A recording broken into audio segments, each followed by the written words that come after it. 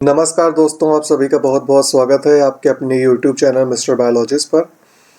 तो आज आपके सामने मैं एक और लेटेस्ट इन्फॉर्मेशन लेकर के अपने चहेते YouTube चैनल मिस्टर बायोलॉजिस्ट पर आ चुका हूँ। मेरा नाम है संदीप गुप्ता और जैसा कि आप अपनी स्क्रीन पर देख पा रहे हैं, मैंने एक लेटेस्ट नोटिफिकेशन ओपन कर रखा है जो कि CBSE यानी कि central board of secondary education की तरफ से रिलीज़ किया गया है। इस नोटिफिकेशन को मैंने इसलिए ओपन किया है क्योंकि CBSE में एक ऐसी वैकेंसी आई हुई है जिसमें आपको किसी भी तरीके का नेट एग्ज़ामिनेशन हो या फिर सीटेट एग्ज़ामिनेशन हो या फिर कोई भी टीचिंग रिलेटेड बीएड की भी कोई डिग्री की ज़रूरत नहीं है। आपको सिर्फ इस एग्ज़ाम को क्वालिफाई करना है जो कि एक रिटन फॉर्म में होगा, और इस एग्ज़ामिनेशन को क्वालिफाई करने के बाद आप एक अच्छी सरकारी नौकरी आप ले सकते हैं, वो भी सेंट्रल गवर्नमेंट की जॉब है। Central board of secondary education, हर कोई इसके बारे में जानता है।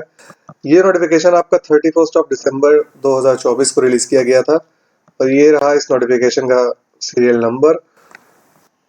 तो ये जो वैकेंसी जिसके बारे में मैं आपके साथ बात करने वाला हूँ, ये वैकेंसी बेसिकली सुपरिंटेंडेंट वैकेंसी के लिए और जूनियर असिस्टेंट की वैकेंसी जो आई हुई है, दोनों ही एक हाई लेवल की जॉब है। ग्रुप बी और ग्रुप सी की काफ़ी अच्छी वैकेंसी है, इसके बारे में हम ज़रूर बात करेंगे।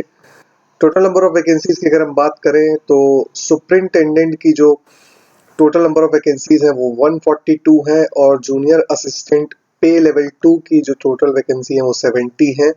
कैटेगरी वाइज इनका जो ब्रेकडाउन है वो भी आपको यहाँ पर दिया हुआ है। जनरल की 59 और 5 वैकेंसीज है टोटल, और यहाँ पर दूसरी कैटेगरीज की भी आपको दी हुई है। मैक्सिमम एज लिमिट दोनों ही वैकेंसीज का यहाँ पर आपको दिया है। अगर आप सुपरिंटेंडेंट पे लेवल 6 के लिए अप्लाई करते हैं जो कि एक ग्रुप बी की जॉब है, इसका जो मैक्सिमम एज लिमिट है वो 30 ईयर्स है। तो अगर आप 30 ईयर्स से नीचे हैं तो आप इसके लिए अप्लाई ज़रूर कर सकते हैं। और अगर हम ग्रुप सी की जो वैकेंसी है जूनियर असिस्टेंट पे लेवल 2 की, उसकी अगर हम बात करें तो उसकी जो मैक्सिमम एज लिमिट है वो 27 ईयर्स की है।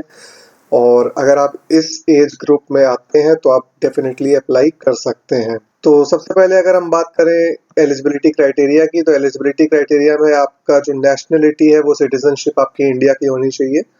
और इम्पॉर्टेंट डेट्स की अगर हम बात करें तो जो ऑनलाइन रजिस्ट्रेशन है एप्लीकेशन फॉर्म का वो 2 जनवरी से स्टार्ट हो चुका है और इसकी लास्ट डेट 31 जनवरी 2025 है।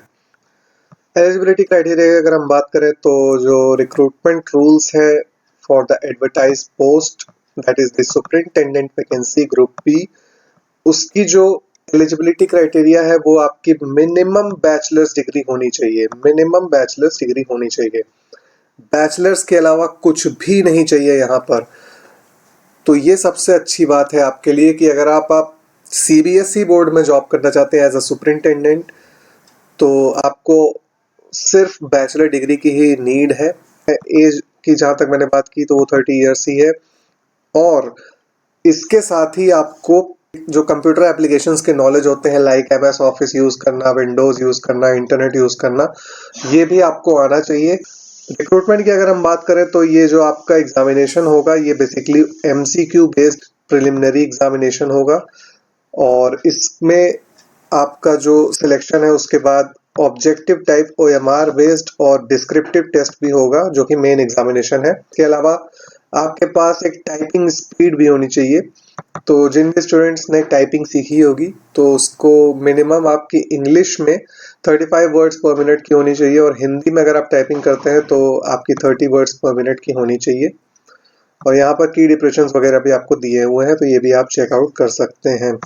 अगर हम बात करें जूनियर असिस्टेंट की, यानी कि कनिष्ठ सहायक भी जिसको हिंदी में बोला जाता है, तो उसके लिए आपकी जो एलिजिबिलिटी क्राइटेरिया है वो सिर्फ और सिर्फ 12th पास आपका होना चाहिए और साथ ही में आपको टाइपिंग आनी चाहिए।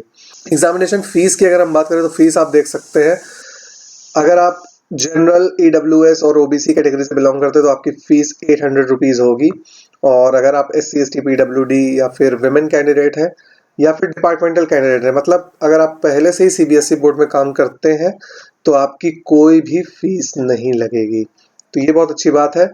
विमेन के लिए यहाँ पर सबसे अच्छी अपॉर्चुनिटी है कि उनको किसी भी तरीके की फीस नहीं लगेगी, तो ये एक अच्छी बात है यहाँ पर। स्कीम ऑफ एग्जामिनेशन यानी कि जो एग्जाम पैटर्न है, एग्जाम पैटर्न को अगर हम डिस्कस करें तो सुपरिंटेंडेंट की जो वैकेंसी है उसके लिए जो आपका एग्जामिनेशन होगा वो बेसिकली एमसीक्यू टाइप होगा, जैसा कि आपको मैंने पहले ही बताया, टीयर 1 का जो कि प्रिलिमिनरी एग्जाम है।